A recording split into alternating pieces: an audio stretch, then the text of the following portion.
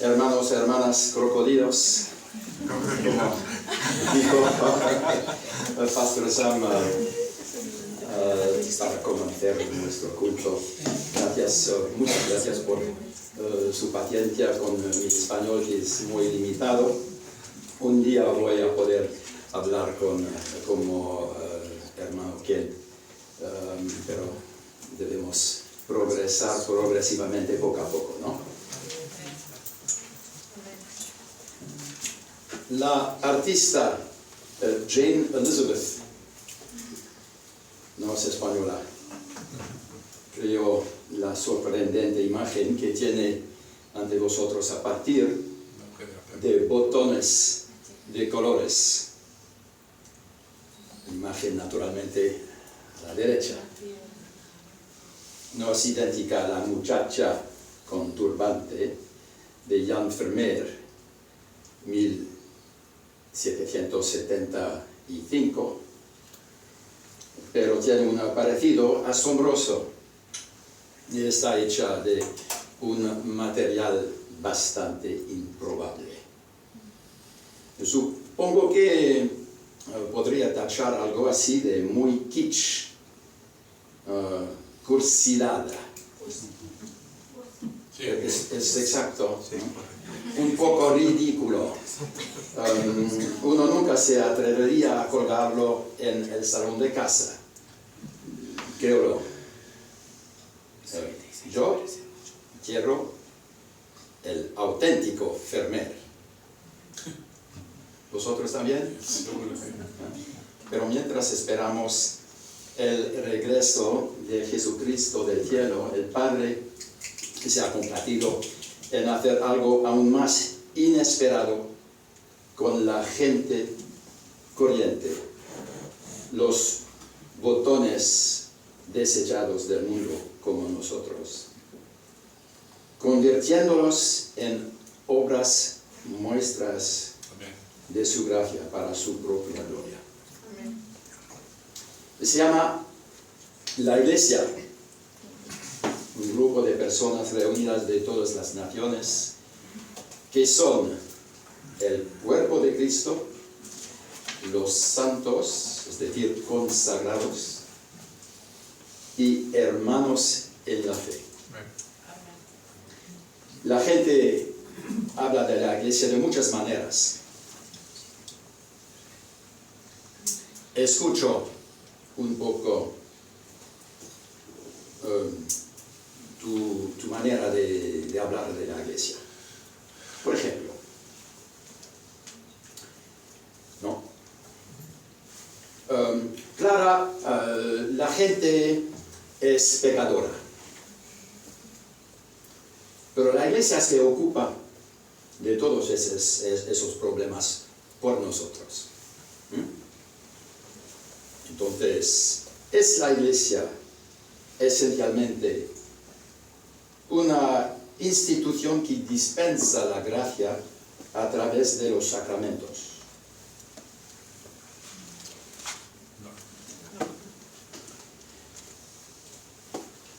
En la Edad Media, la Iglesia coronaba a los reyes. ¿Es la Iglesia una entidad política? Voy a la iglesia los domingos y también los miércoles y los sábados. Entonces la iglesia es solo una reunión periódica en tu horario semanal. O la iglesia necesita reparaciones para no inundarse con tanta frecuencia. ¿Es la iglesia solo un lugar, un sitio, una instalación en Benalmádena? O también soy miembro de la iglesia, así que estoy en regla. ¿Es la iglesia solo una organización? Doy a la iglesia cada semana en la fiesta de las ofrendas. Entonces, ¿es la iglesia un club al que se paga una cuota? Estoy buscando una iglesia local que tenga gente realmente piadosa y ninguna de esos hipócritas que te encuentras tan a menudo. Entonces es la iglesia un museo para exhibir obras maestras, pero no para reparar piezas dañadas ni para formar a nuevos artistas. ¿Y quién se lleva la admiración por fin? O yo busco una iglesia que tenga algo para nuestra familia, todos los miembros de nuestra familia, pero que no se apodere de mi tiempo libre. Es la iglesia como un restaurante, donde pides lo que quieres del menú, pero nunca hablas con ninguno de los otros clientes.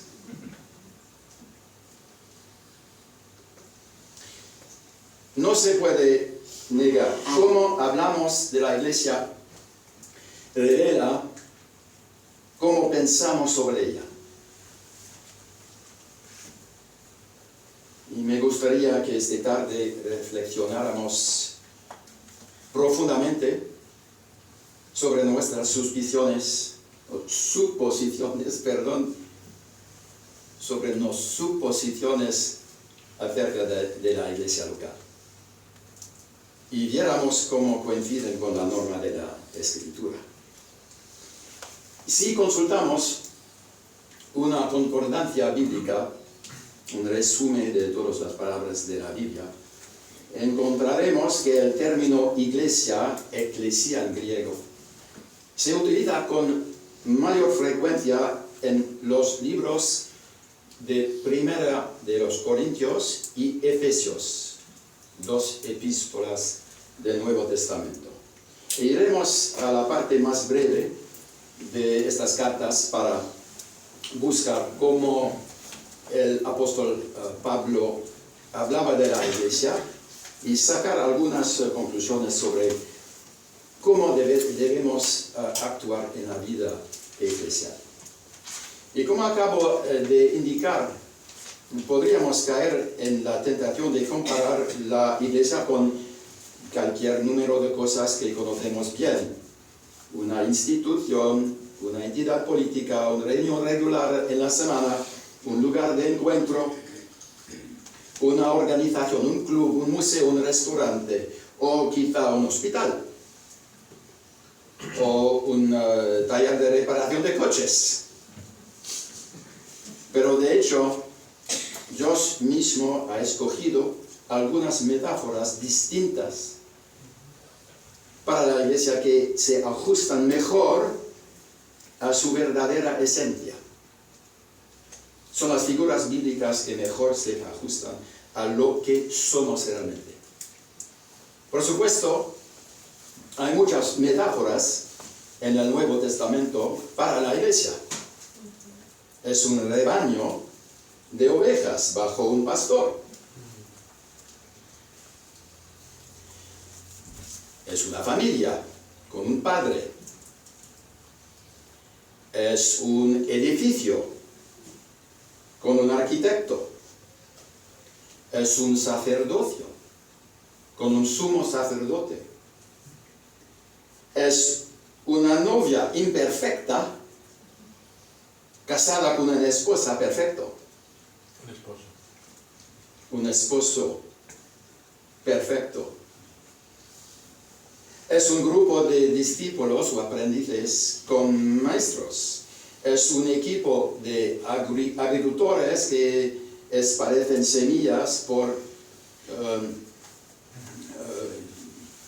ver crecer la verdadura y buenas cosas como esa. Pero por los tres en los que quiero centrarme esta tarde son el cuerpo, los santos y los hermanos. Todos ellos se mencionan en Efesios. Es porque sería interesante abrir tu Biblia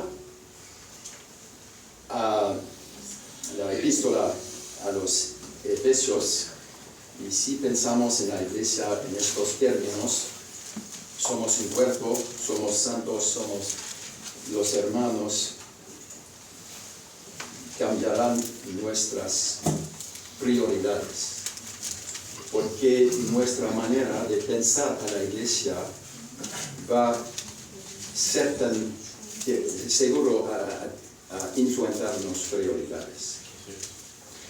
Uno de los principales puntos que destacan en la carta a los Efesios es el carácter de la propia iglesia.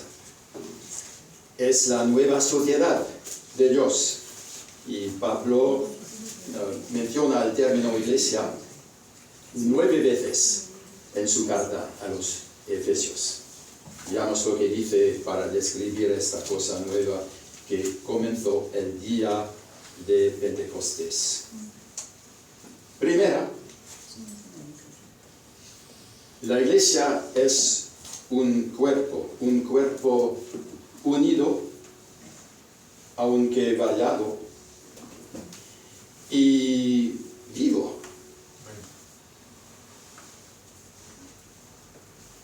El término soma, cuerpo, para referirse al cuerpo de Cristo aparece 16 veces,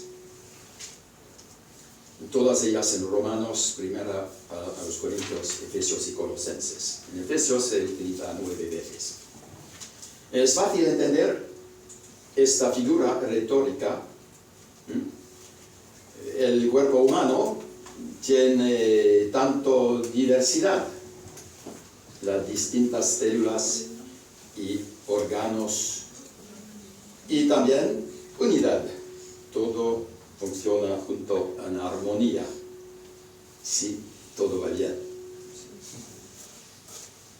Y todo esto es posible porque el cuerpo, a diferencia de una máquina, está vivo.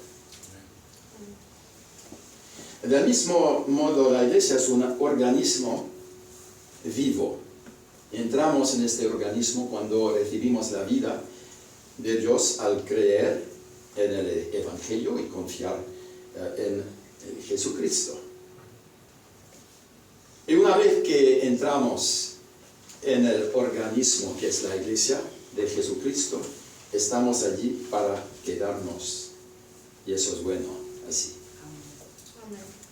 Y me gustaría que observáramos detenidamente lo que el Espíritu Santo de Dios nos dice a través del apóstol Pablo sobre la iglesia local de Efesios, mencionada en Efesios 1:1.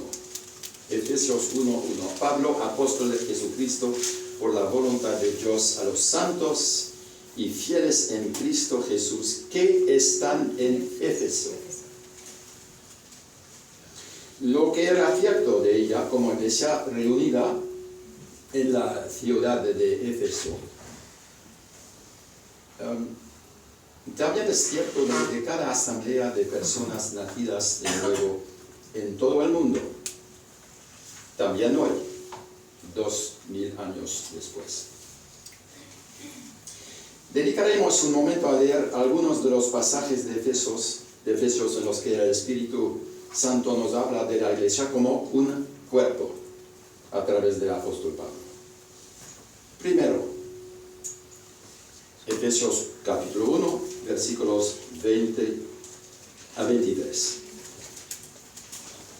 La cual operó en Cristo, es decir, Dios ha hecho todo esto, resucitándole de los muertos y sentándole a su diestra en los lugares celestiales, sobre todo principado y autoridad y poder y señorío, y sobre todo nombre que se nombra no solo en este siglo, sino también en el venidero. Y sometió todas las cosas bajo sus pies, y lo dio por cabeza sobre todas las cosas a la iglesia, la cual es su cuerpo la plenitud de aquel todo que todo lo llena en todo. Así como tu cabeza manda a tu cuerpo, así Cristo, la cabeza de la iglesia, debe ser obedecido. Todas las cosas están sujetas a Cristo. Aunque todavía no vemos esto en la historia de la tierra. Ya veremos realmente todas estas cosas sujetas a Él, pero todavía no. Pero es una realidad legal. Y como su cuerpo estamos sujetos a la cabeza, pero el resto del mundo no está sujeto a nosotros. Estamos bajo la cabeza nosotros como iglesia, así que hacemos lo que Él dice. Un otro ejemplo, capítulo 2, versículos 14 a 16. Él, es decir, Cristo, es nuestra paz, que de ambos pueblos hizo uno, derribando la pared intermedia de separación, aboliendo en su carne las enemistades, la ley de los mandamientos expresados en ordenanzas, para crear en sí mismo de los dos un solo y nuevo hombre, haciendo la paz, y mediante la cruz reconciliar con Dios a ambos en un solo cuerpo, matando en ella las enemistades. En la iglesia vemos la reconciliación. Es una sorpresa. Los judíos y los gentiles no se llevaban bien en forma natural en el mundo antiguo. No. Pero el Nuevo Testamento nos enseña que Cristo, por su muerte en la cruz, ha eliminado la animosidad entre esos dos grupos. Es extraordinario. La iglesia es un lugar de reconciliación.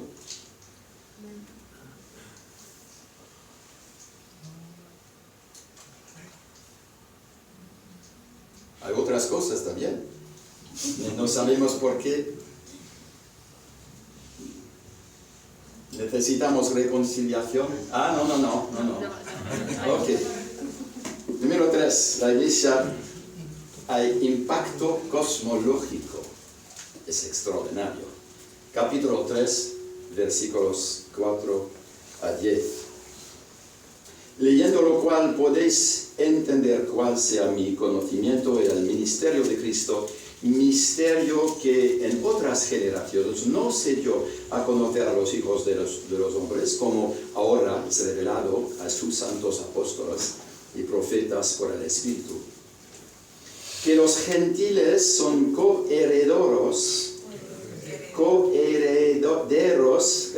y miembros del mismo cuerpo y copartícipes de la promesa en Cristo Jesús por medio del Evangelio, del cual yo fui hecho ministro por el don de la gracia de Dios que me ha sido dado según la operación de su poder. Y a mí, que soy menos que el más pequeño de todos los santos, me fue dada esta gracia de anunciar entre los gentiles el evangelio de las inscrutables riquezas de Cristo y de aclarar a todos cuál sea la dispensación del misterio escondido desde los siglos de Dios, que creó todas las cosas, para que la multiforme sabiduría de Dios sea ahora dada a conocer por medio de la iglesia a los principados y potestades en los lugares celestiales.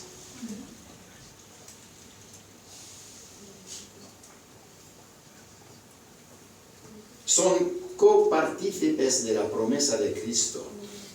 Es un cuerpo que muestra la sabiduría de Dios a los gobernantes de los lugares celestiales. No solemos hablar de esto, pero la obra de Dios en la iglesia atrae la atención asombrada de los ángeles.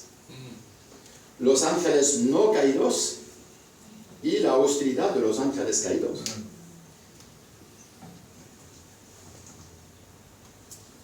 Capítulo 4, versículo 4. Versículo 1, para leer toda la clase.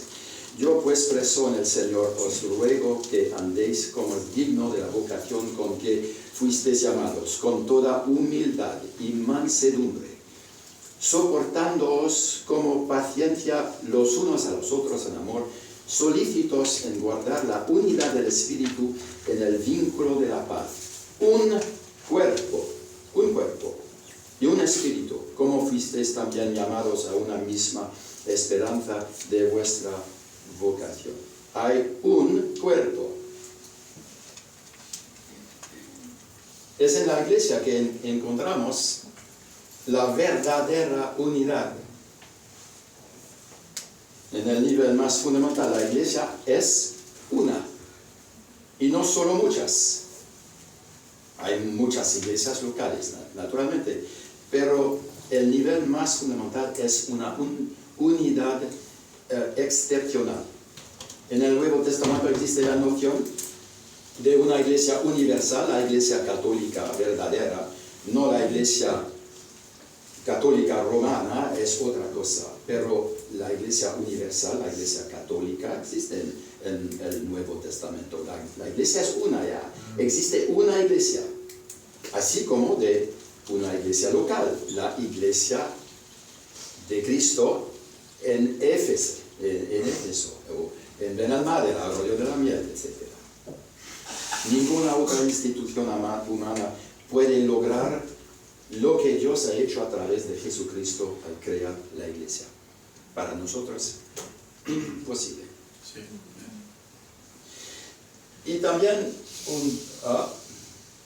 versículos 11 a 16, vemos que la iglesia es un ejemplo de maduración. Versículo 11, capítulo 4, versículo 11.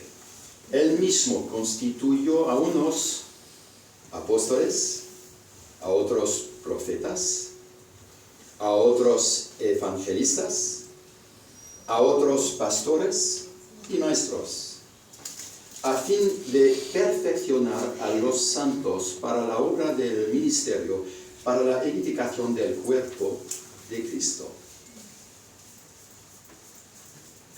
hasta que todos lleguemos a la unidad de la fe y del conocimiento del Hijo de Dios, a un varón perfecto, a la medida de la estatura de la plenitud de Cristo, para que ya no seamos niños fluctuantes llevados por doquiera de todo viento de doctrina, por estratagema de hombres que para engañar emplean con astucia las artimañas del error, sino que, siguiendo la verdad del amor, crezcamos en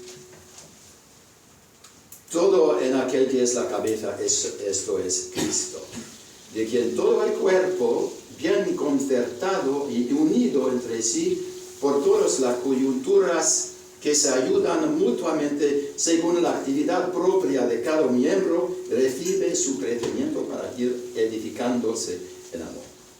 Amén. En la iglesia observamos la maduración de todos los miembros. El cuerpo debe crecer por la contribución viva de cada miembro, así como el cuerpo humano crece a lo largo de 20 años hasta alcanzar la madurez física y emocional. La iglesia crece a medida que cada miembro contribuye amorosamente al todo.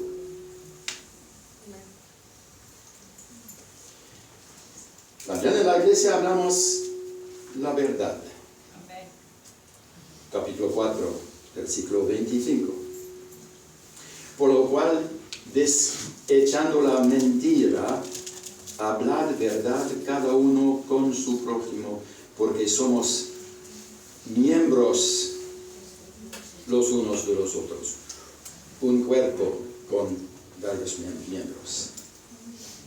Porque somos miembros los unos de los otros, nos decimos la verdad los unos a los otros. La iglesia no tiene lugar para adulación, la hipocresía o la indiferencia de unos hacia otros. Hablamos verdad. Y también, capítulo 5, versículos 23 a 24, la iglesia se practica la generosidad desinteresada. ¿Es desinteresada o desinteresada? Desinteresada. Capítulo 5, versículo 23. El versículo que hemos leído un poco más temprano en el culto. Versículo 22. Las casadas estén sujetas a sus propios maridos como al Señor, porque el marido es cabeza de la mujer, así como Cristo es cabeza de la iglesia, la cual es su cuerpo, y Él es su Salvador. Así que como la iglesia está sujeto a Cristo, así también las casadas lo estén en sus maridos en todo. Y también versículo 30. Porque somos miembros de su cuerpo, de su carne y de sus huesos. Por esto dejará el hombre a su padre y a su madre, y se unirá a su mujer, y los dos serán una sola carne. Una sola carne. Grande es este misterio, mas yo digo esto al respecto de Cristo y de la iglesia. Pablo habla aquí del amor entre marido y su esposa. Y este amor es la práctica de la generosidad desinteresada. Pablo usa de nuevo el término cuerpo en el contexto del matrimonio, donde el amor desinteresado construye el hogar. ¿Destruyó? Construye el hogar. No hay destrucción, hay construcción. Este es el amor maduro que necesita la iglesia local, igual que lo necesita una familia. Permítanme hacer aquí dos aplicaciones. Primera, si la iglesia tiene un impacto cosmológico, esto es altamente motivador. Porque estamos siendo observados. No solo por yo mismo, sino por otras criaturas angelicales. Y también por aquellos a quienes llevamos con nosotros en las cosas de Dios, nuestros discípulos. Estamos siendo observados.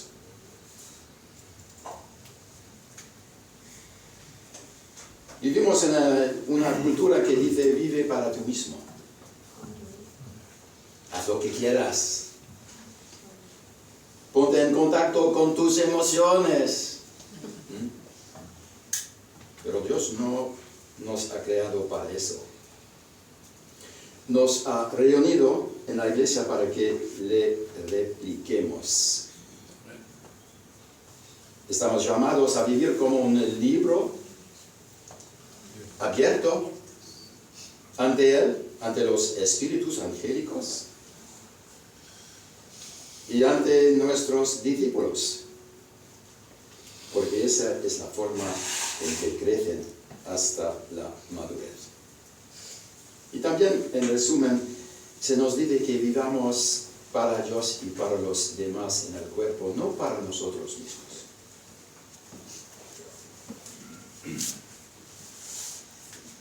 Espero que tú estás convencido de esto.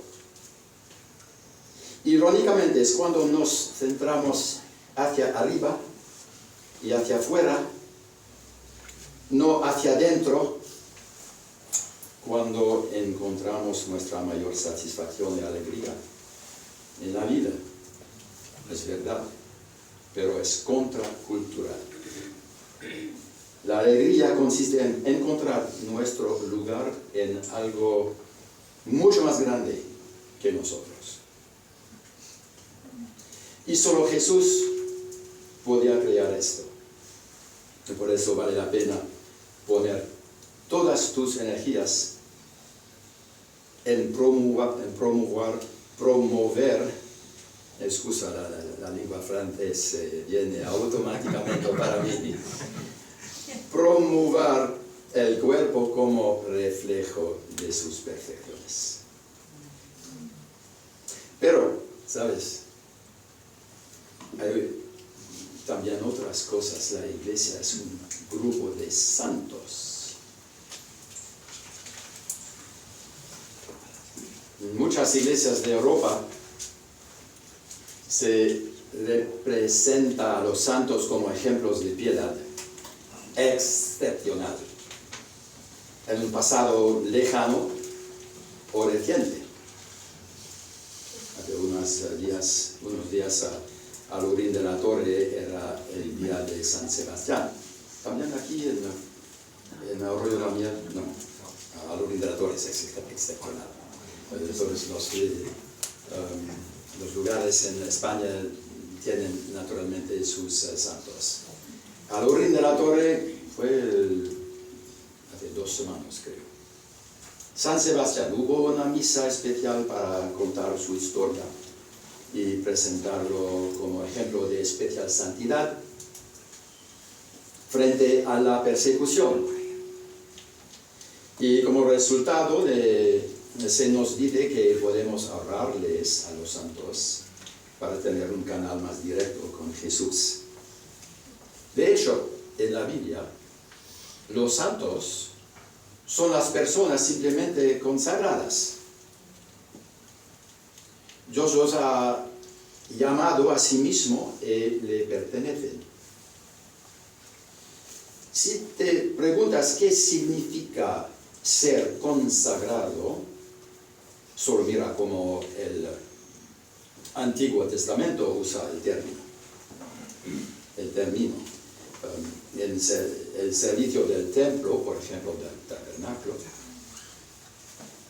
había palas, baldes y muebles que eran llamados kadosh, consagrados, santos, santificados, porque no debían ser usados para cualquier cosa. Y tú también tienes objetos consagrados en tu casa. Tu cepillo de dientes, por ejemplo, lo usas para limpiar la bañera, el fregadero de la cocina, el horno, el inodoro. No, nunca, ¿no? Eso sería convertir tu cepillo de dientes en algo común y no consagrado. Tu cepillo de dientes es exclusivamente tuyo, ¿verdad? Ni siquiera se lo pasas a tus familias. No es tuyo, es consagrado. Y del mismo modo los santos son simplemente personas a las que Dios ha llamado para que las use como quiera. Y ya no se pertenecen a sí mismos. El término santo o santo se encuentra a menudo en el Nuevo Testamento para describir a las personas que son los consagrados, los santos. Aquellos se nombran el nombre de Cristo, deben ser santos en su carácter, porque esto solo es lógico para un pueblo consagrado. Un pueblo consagrado es santo. Y aquí una lista de los lugares donde se encuentra el sustantivo santo o santos en Efesios. De nuevo veamos cada uno y luego permítanme hacer algunas aplicaciones. Capítulo 1, primero versículo. Pablo, apóstol de Jesucristo por la voluntad de Dios, a los santos y fieles en Cristo Jesús que están en Éfeso. Pablo escribe a los santos que están en la iglesia de este lugar. Y todos están vivos, no son muertos. Ninguno de ellos están en la tumba. Son santos vivos. Versículo 15. Por esta causa también yo, habiendo oído de vuestra fe en el Señor Jesús y de vuestro amor para con todos los santos, no ceso de dar gracias por vosotros. Los santos de Éfeso se aman unos a otros. Hay un amor entre los santos. Versículo 18. Alumbrando los ojos de vuestro entendimiento para que sepáis cuál es la esperanza a que Él os ha llamado y cuáles las riquezas de la gloria de su herencia en los santos. Es una sorpresa también, ¿no? Que los gentiles son conciudadanos de los judíos y el cuerpo, los santos, son la herencia de Dios.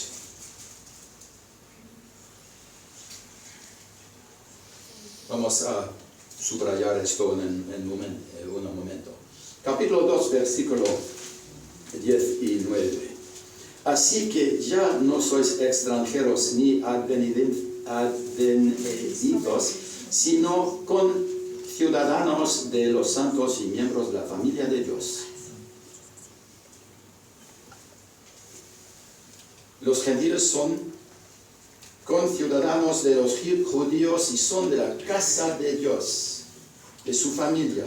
Y todos tenemos el mismo Espíritu de Dios morando en nosotros, como santos. Capítulo 4, versículo 12. Vamos a leer este versículo. Cristo da las personas como apóstoles, profetas, evangelistas, etc., a la iglesia a fin de perfeccionar a los santos para la obra del ministerio. Es curioso. Los santos no son perfectos. Es importante perfeccionar a los santos. Necesitan estar equipados, preparados.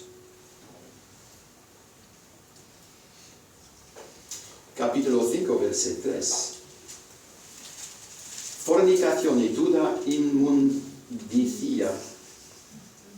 inmundicia u avaricia, ni aun se nombre entre vosotros como conviene a santos, ni palabras deshonestas, ni necedades,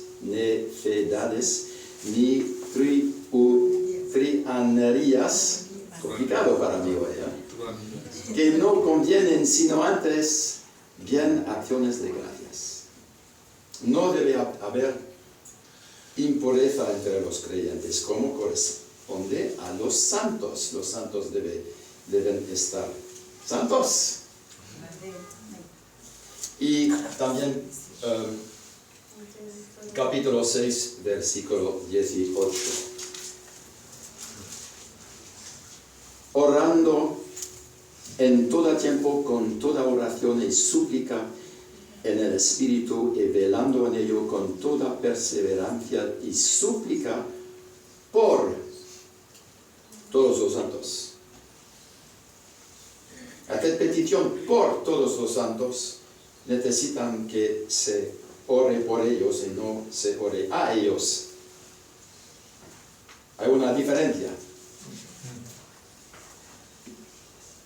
Ahora, de nuevo, algunas aplicaciones. Si como santos somos herencia de Dios, Dios es también nuestra herencia, pero la iglesia es la herencia de Dios, es indicado en el versículo en Efesios. Y si como santos somos herencia de Dios, apartados para Él, necesitamos vivir de manera santa. Y no de una manera que convierta nuestra condición de dedicados en una broma. Por eso la santidad de vida debe caracterizar a los cristianos como distintivos, únicos, diferentes de la multitud, no raros ni superiores a los demás, sino únicos. La gente debería poder decir: nunca he conocido a gente como tú. ¿Por qué eres así?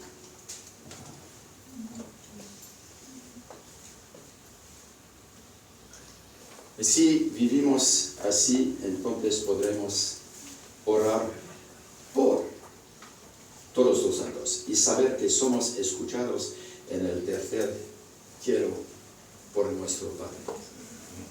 Y Él prosperará el trabajo de nuestras manos para el avance de su causa en nuestro mundo. Ahora, una metáfora más. Los hermanos. Es mi hermano, mi padre, que tiene 97 años, pero hay otros grupos que son hermanos, la hermandad de San Tomás, de los otros santos, y toda la iglesia es una hermandad en la Biblia.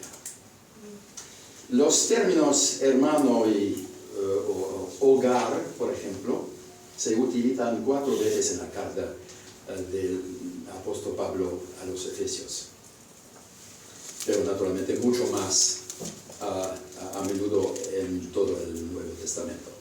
Los primeros cristianos se veían a sí mismos como una familia espiritual que se cuidaba mutuamente y que estaba unida por lazos de solidaridad inquebrantables. Sería impensable, imposible violar estos lazos.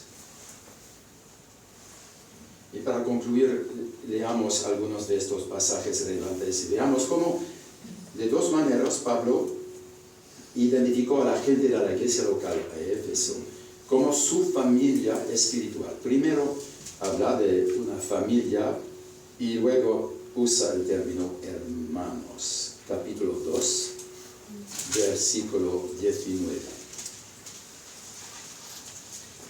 Así que ya no sois extranjeros ni advenedizos, sino ciudadanos de los santos y miembros de la familia de Dios.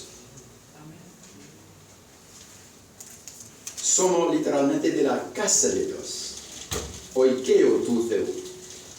Dios es el Padre último de esa casa y todos los demás forman parte de la familia. Capítulo 6, versículo 10. Vemos que la iglesia es una hermandad que incluye también los más con tilde, eminentes. Capítulo 6, versículo 10. Por lo demás, hermanos míos, es Pablo que habla. Hermanos míos, el eminente apóstol Pablo dice, hermanos míos. fortaleceos en el Señor y el poder de su fuerza. Pero es extraordinario. Pablo exhorta a los demás miembros de su familia a encontrar su fuerza en el Señor mismo cuando llegue el día malo, versículo 13. Va a venir el día malo, es seguro. Pero en la hermandad de la iglesia, todos, apóstoles, profetas, evangelistas, pastores, otros doctores, células en la iglesia, somos todos dependientes de la gracia de Dios, de la misma manera.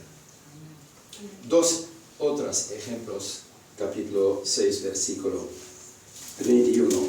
Para que también vosotros sepáis mis asuntos y lo que hago, todo os la hará saber Tíquico, hermano amado y fiel ministro en el Señor. Hermano amado. Tíquico es un hermano amado, un siervo fiel en el Señor. Y su nombre también se menciona en Hechos, capítulo 20, versículo 4, donde nos enteramos de que era de la provincia de Asia y formaba parte del equipo misionero de Pablo. Y es cierto que cuando uno sirve hombro con otro creyente para ver avanzar la obra del Señor, uno desarrolla una lealtad especial hacia Él.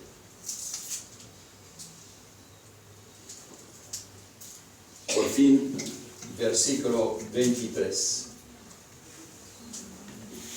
Paz sea a los hermanos y amor con fe de Dios Padre y del Señor Jesucristo. Paz sea a los hermanos.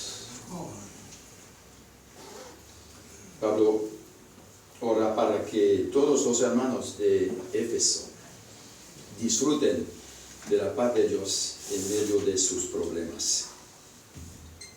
Porque sabe muy bien que existe un vínculo de solidaridad. Se sienta uno. Esta es la realidad. Somos parte de una familia espiritual que Dios ha creado a través del Señor Jesucristo. Entonces, ¿qué diferencia hay? Una verdadera hermandad, ya sea en una familia, en la guerra o en una empresa creativa, se mantiene una unidad con verdadera solidaridad, pase lo que pase. El hecho que seamos una hermandad hay un impacto si creemos realmente que es verdad. Cuando las cosas se vuelvan incómodas, entonces, ¿qué pasa? Cuando hay oposición al Evangelio, a un hermano, problemas, entonces, ¿qué? Si hay persecución, ¿qué pasa? Los cristianos somos una hermandad porque Dios nos ha hecho así, una verdadera familia espiritual. No es porque parezcamos iguales, vengamos del mismo lugar o incluso disfrutemos siempre juntos, pero hemos sido llevados a una relación espiritual que exige lealtad mutua. Ahora, para concluir, la iglesia no es un dispensador de la gracia de Dios, sino un receptor de la gracia de Dios. La iglesia no es una entidad política, sino una entidad viva, contracultural, que es una luz en el mundo oscuro. La iglesia no solo es una reunión en el calendario, sino un cuerpo que se reúne regularmente. La iglesia no es una instalación, un sitio, sino un cuerpo que utiliza una instalación como así, como medio para un fin. La iglesia no es una organización simplemente, sino un cuerpo espiritual que requiere un cierto grado de organización, también en España, para funcionar armoniosamente. La iglesia no es un club que no cambia la vida de nadie. La iglesia no es un restaurante para consumir, sino un lugar para invertir en la vida de los demás, en su beneficio y devolverles su utilidad. Somos un cuerpo, somos los santos, los hermanos, para dar al mundo una idea de la belleza de Cristo. Amén. Somos muy imperfectos, Cristo es perfecto. Amén. Que Dios nos ayude a estar siempre más lo que somos en Cristo. Cuerpo, santos, hermanos. Gracias, Señor, por tu palabra que nos muestra lo que somos. Ayúdanos durante toda esta semana a estar más lo que somos en Cristo. Y gracias porque tú nos has dado toda la gracia que es necesaria para realizarlo, para la fuerza del Espíritu Santo.